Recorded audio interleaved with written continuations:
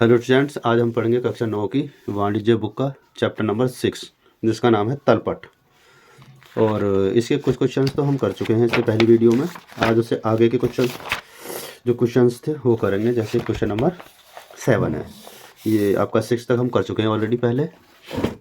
तो ये है क्वेश्चन नंबर 7। तो 7 में हमें दिया हुआ है श्री गोपाल की पुस्तकों से 31 मार्च 2021 को निम्न शेष निकाले गए, आप इनसे एक तलपट तैयार कीजिए। ये आपको बैलेंस दिए हुए हैं, इनको हम 1 बाय 1 लिखते हुए चलेंगे।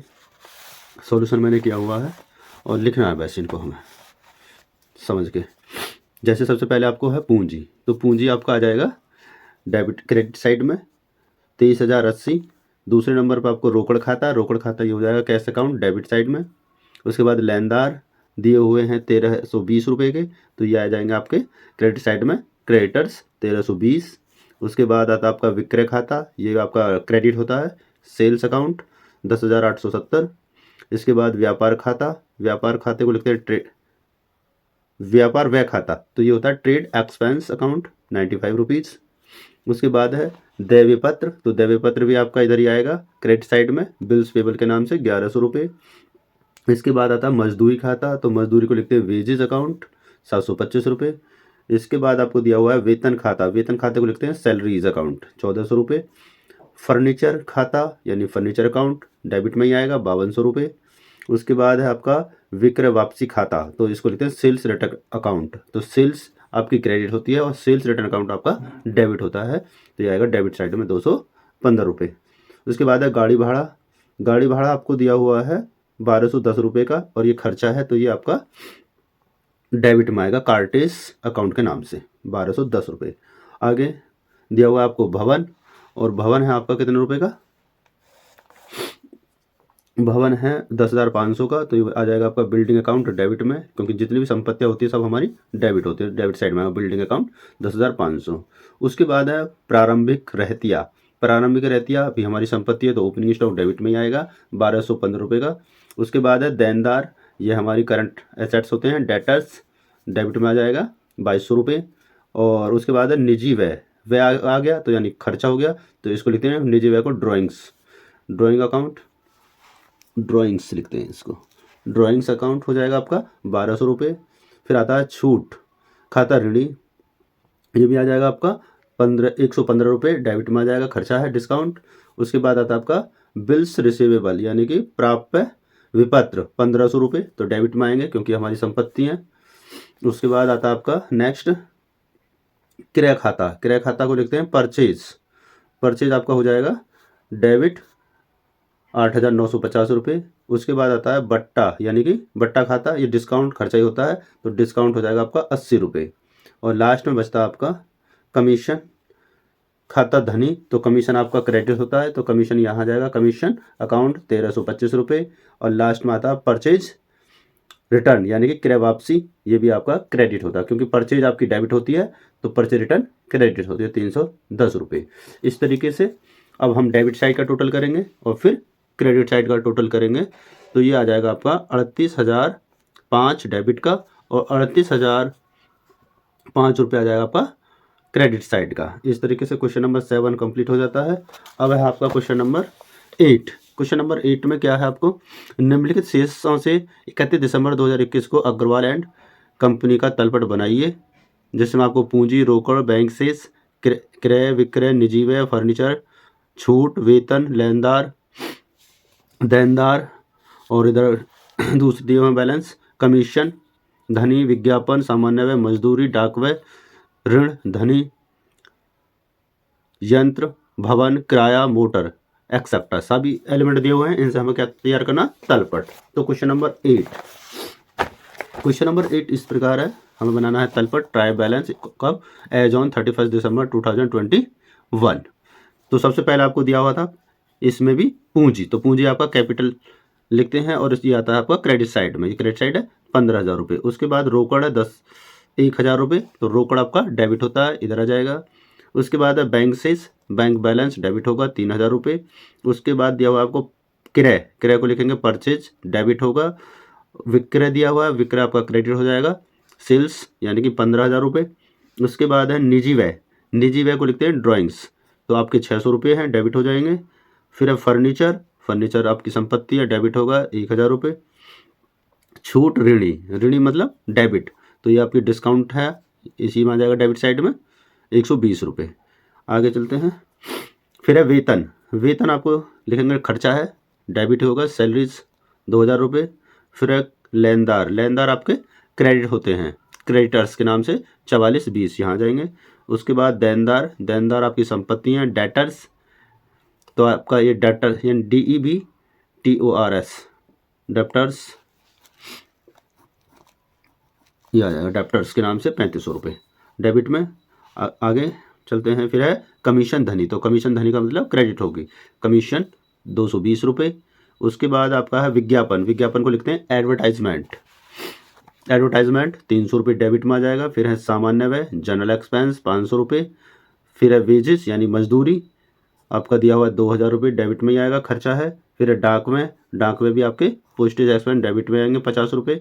फिर आपको दिया हुआ है यंत्र, यंत्र को लिखेंगे प्लांट, प्लांट आपका 2250 रुपये का। फिर है भवन, भवन को बिल्डिंग डेबिट लिखेंगे और ये आएगा डेबिट में। फिर आपका किराया, किराया खर्चा है 1250 रुपये, डेबिट में ही आएगा। फिर है मोटर, मोटर आपकी संपत्ति होगी, ये भी डेबिट में आएगा 3500 रुपये। इस तरीके से हमने सभी जो आपको खातों के शेष दिए हुए थे डेबिट और क्रेडिट दोनों ही साइडों में लिख लिए हैं। उसके बाद क्या करते हैं हम, डेबिट और क्रेडिट कॉलम का टोटल, तो ये दोनों का टोटल करेंगे तो ये आ जाएगा आपका क्रेडिट का 34,440 रुपये, और ये आ जाएगा आपका डेबिट साइड का भी 35,440, दोनों तरफ का 35,440, 35,440। इस तरीके से आपका क्वेश्चन नंबर 8 भी कंप्लीट हो जाता है। अब बढ़ते हैं हम क्वेश्चन नंबर 9 की तरफ। क्वेश्चन नंबर 9 है, निम्नलिखित शेषों से 31 दिसंबर 2021 को तलपट तैयार कीजिए। इसमें शेष दिए हुए हैं ऐसे, जैसे यहाँ लिस्ट है, यहाँ टेबल बना दिया इन्होंने। पूंजी, लेनदार, देनदार, प्राप्य विपत्र, प्रारंभिक रहतिया, क्रय विक्रय, क्रय वापसी, विक्रय वापसी, प्राप्त कमीशन, मजदूरी, छूट प्राप्त, मशीनरी, वेतन, किराया व कर, लेखन सामग्री, बीमा, मरम्मत, ब्याज धनी, अशुद्ध ऋण। तो इनको मैंने सॉल्व किया हुआ है, करेंगे। Question number 9, trial balance as on 31 December 2021। इधर डेबिट साइड है और ये क्रेडिट साइड है, लिखेंगे वन बाय वन। सबसे पहले आपको दिया हुआ था पूंजी, तो पूंजी आपका आ जाएगा क्रेडिट साइड में, कैपिटल के नाम से 8000 रुपये। फिर दूसरे नंबर पर आपको दिया हुआ है क्रेडिटर यानी लेनदार, तो क्रेडिटर्स आपके क्रेडिट में आते हैं, लेनदार। उसके बाद है देनदार, देनदार आएंगे डेबिट साइड में, डेटर्स के नाम से 4000 रुपये। इसके बाद है प्राप्य विपत्र, इनको लिखते हैं हम बिल्स रिसीवेबल, और ये संपत्ति होते हैं हमारे, डेबिट साइड में आएंगे, बिल्स रिसीवेबल के नाम से 500 रुपये। फिर अब प्रारंभिक रहतिया, ये भी संपत्ति है, ओपनिंग स्टॉक 2000 रुपये आ जाएगा डेबिट में। फिर क्रय, क्रय आपका लिखते हैं परचेज,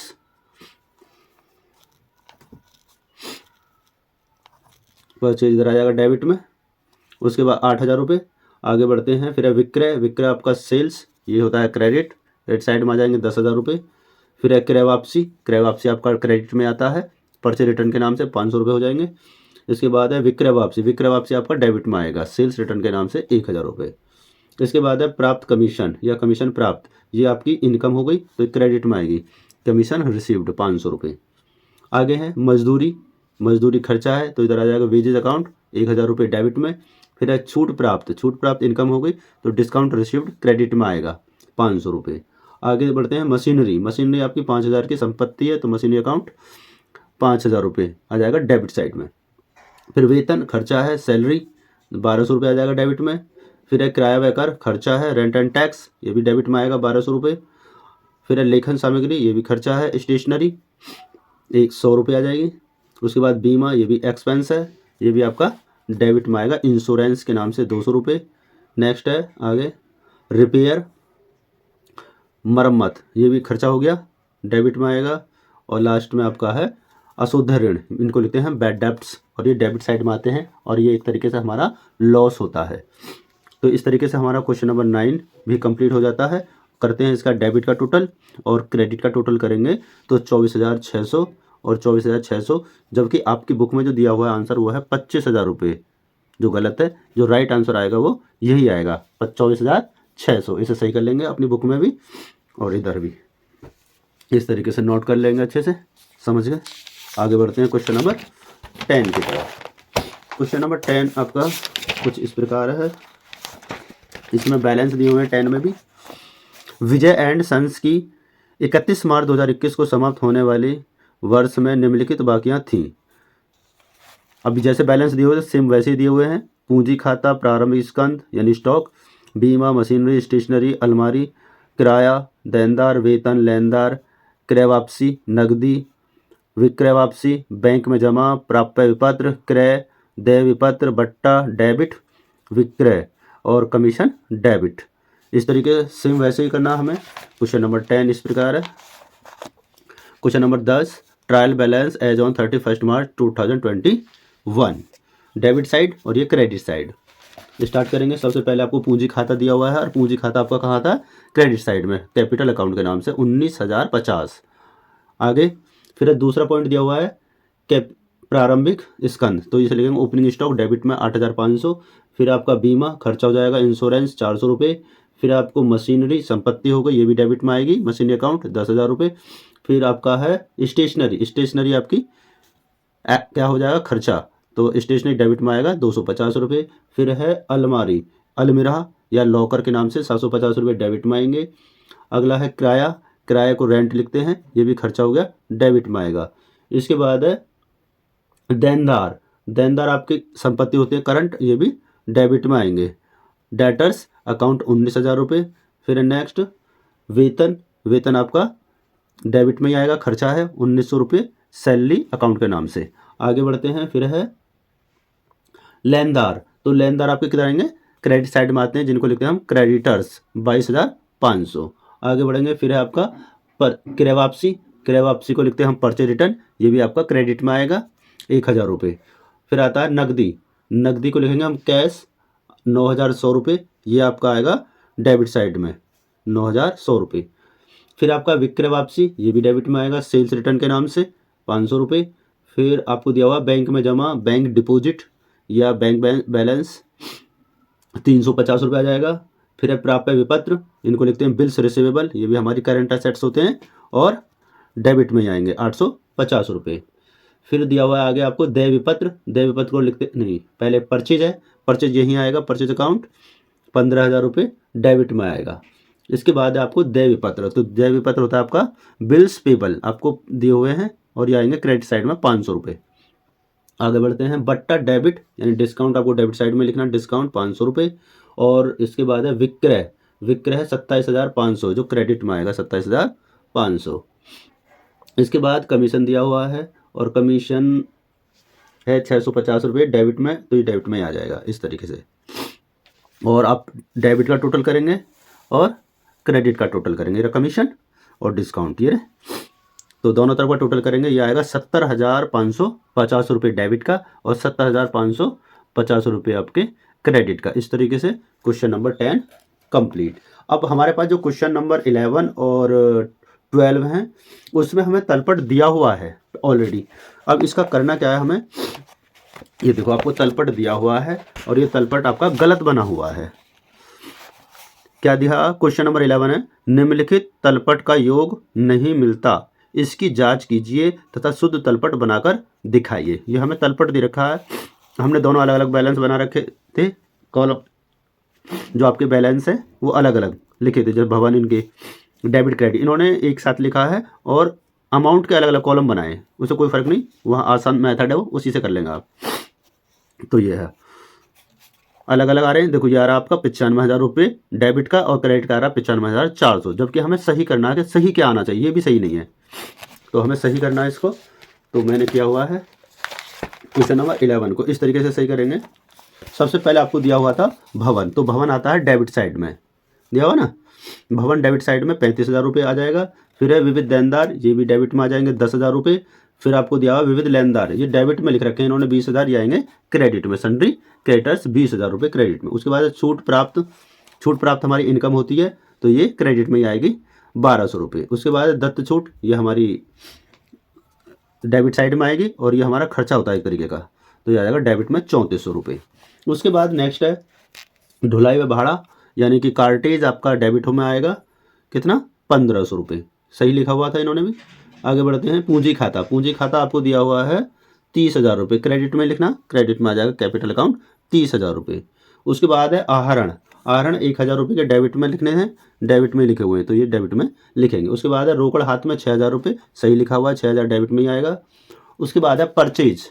परचेज है हमारा 28,000 रुपये का, जो इन्होंने क्रेडिट में लिख रखा है तो ये आएगा डेबिट में। परचेज अकाउंट 28,000 रुपये डेबिट में आएंगे। आगे फिर है विक्रय। विक्रय आपका है दिया हुआ है 44,000 रुपये, और ये आपका 44,000 आएगा आपके क्रेडिट साइड में, 44,000 रुपये।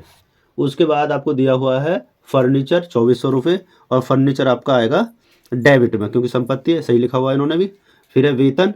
वेतन है 5,800 रुपये, और 5,800 रुपये आपका डेबिट में ही आएगा, सही है। उसके बाद है किराया, और किराया दिया हुआ आपको 900 रुपये, किराया व बीमा, ये 900 रुपये डेबिट में ही आएगा। और उसके बाद है छपाई व एवं लेखन सामग्री, ये आपको क्रेडिट में दे रखी है तो ये गलत है, ये आएगी डेबिट में। प्रिंटिंग एंड स्टेशनरी के नाम से 1,200 रुपये। तो इस तरीके से हमने सभी को सही लिख लिया है। अब दोनों तरफ का जो टोटल करेंगे, डेबिट कॉलम का और क्रेडिट कॉलम का, तो ये टोटल आएगा आपका 95,200 डेबिट का और 95,200 आएगा आपका क्रेडिट का। तो ये सही आपका आंसर होगा तलपट के योग का।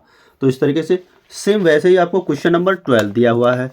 12 में भी दिया हुआ है, गोपाल एंड कंपनी के खातों के शेष से निम्नलिखित तलपट बनाने में कुछ अशुद्धियाँ हो गई हैं, उन्हें ठीक करके सही तलपट बनाइए। तो इन्होंने भी सेम ऐसे लिखा हुआ है, देखो ये आपका डेबिट साइड हो गया और ये क्रेडिट साइड हो गया। यहाँ पे भी इनसे गलतियाँ हुई हैं, जैसे कर, किराया, प्राप्त छूट, ये डेबिट क्रेडिट में जाएगी, विक्रय डेबिट में जाएगा, क्रय वापसी क्रेडिट में जाएगा, स्कंद, सामान्य व्यय, वेतन, देनदार, मजदूरी, इधर आपका पूंजी खाता, दत्त छूट ये डेबिट में आएगा, भवन, भूमि एवं भवन डेबिट में जाएगा, क्रय वापसी डेबिट में, विक्रय वापसी डेबिट में, लेनदार, फर्नीचर, ये सब डेबिट में जाएंगे। तो इस तरीके से इन्होंने बहुत सारी गलतियां की हुई है। अब हमें इन्हें सही करना है, तो सही करने के लिए हम तलपट बनाएंगे दोबारा से नया सही करके। तो लिखेंगे क्वेश्चन नंबर 12 है ट्रायल बैलेंस एज ऑन 31 मार्च। उसके बाद स्टार्ट करते हैं। सबसे पहला पॉइंट आपको क्या दिया हुआ था, इसमें दिया हुआ है टैक्स, तो टैक्स आपका डेबिट में ही आएगा, सही लिखा हुआ है। किराया डेबिट में ही आएगा, रेंट के नाम से 750 रुपये। छूट प्राप्त, तो ये आपका डेबिट में, क्रेडिट में जाएगा, 212 रुपये, डिस्काउंट रिसीव्ड के नाम से। आगे बढ़ते हैं। फिर है विक्रय। विक्रय आपका क्रेडिट में आएगा, सेल्स 50,240 रुपये। फिर है क्रय वापसी, ये भी आपका क्रेडिट में जाएगा, परचेज रिटर्न 450 रुपये। आगे बढ़ते हैं। फिर है स्कंद। स्कंद यानी कि ओपनिंग स्टॉक, वो आपका डेबिट में आएगा, स्टॉक 14,586 रुपये। आगे बढ़ते हैं। नेक्स्ट है सामान्य व्यय, जनरल एक्सपेंस डेबिट में ही आएंगे। सैलरी यानी वेतन डेबिट में ही आएगा, 1,470 रुपये। उसके बाद है देनदार 10,500 के डेबिट यानी डेटर्स के नाम से आपके डेबिट में ही आएंगे। फिर है मजदूरी, ये भी आपका डेबिट में ही आता है, 3,640 रुपये दिए हुए हैं। उसके बाद आता है नेक्स्ट, दूसरी साइड में जो दिए हुए थे पूंजी खाता। पूंजी खाता आपका कैपिटल अकाउंट लिखते हैं और ये क्रेडिट में ही आएगा, 17,750 रुपये। इसी के नीचे दिया हुआ है छूट दत्त, यानी कि ये खर्चा है तो ये टू साइड में आएगा, डेबिट साइड में आएगा, डिस्काउंट पेड 210 रुपये।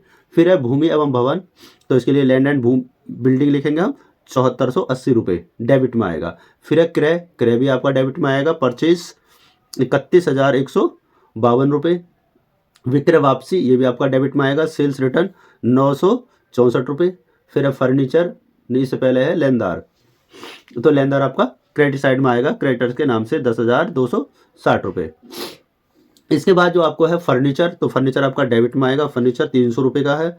फिर है आपकी रोकड़ शेष, रोकड़ शेष 220 रुपये है, डेबिट में आएगा।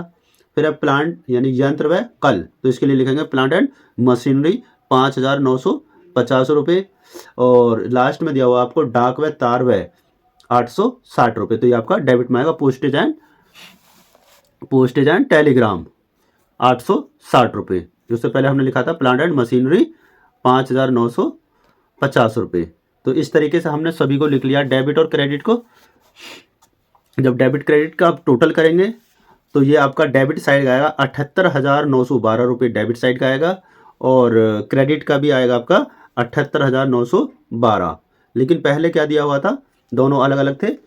डेबिट का 82,678 रुपये और क्रेडिट का था 75,146 रुपये। जबकि राइट आंसर जो होगा वो होगा आपका 78,912 रुपये डेबिट का और 78,000 912 रुपये आपका क्रेडिट। इस तरीके से हमने चैप्टर नंबर 6 के लगभग सभी क्वेश्चंस कंप्लीट कर लिए हैं और इन्हें आप अपनी नोटबुक में नोट करेंगे और इनकी प्रैक्टिस करेंगे। अगर कोई डाउट होगा तो मुझसे कमेंट करके पूछ सकते हैं। Thank you for watching.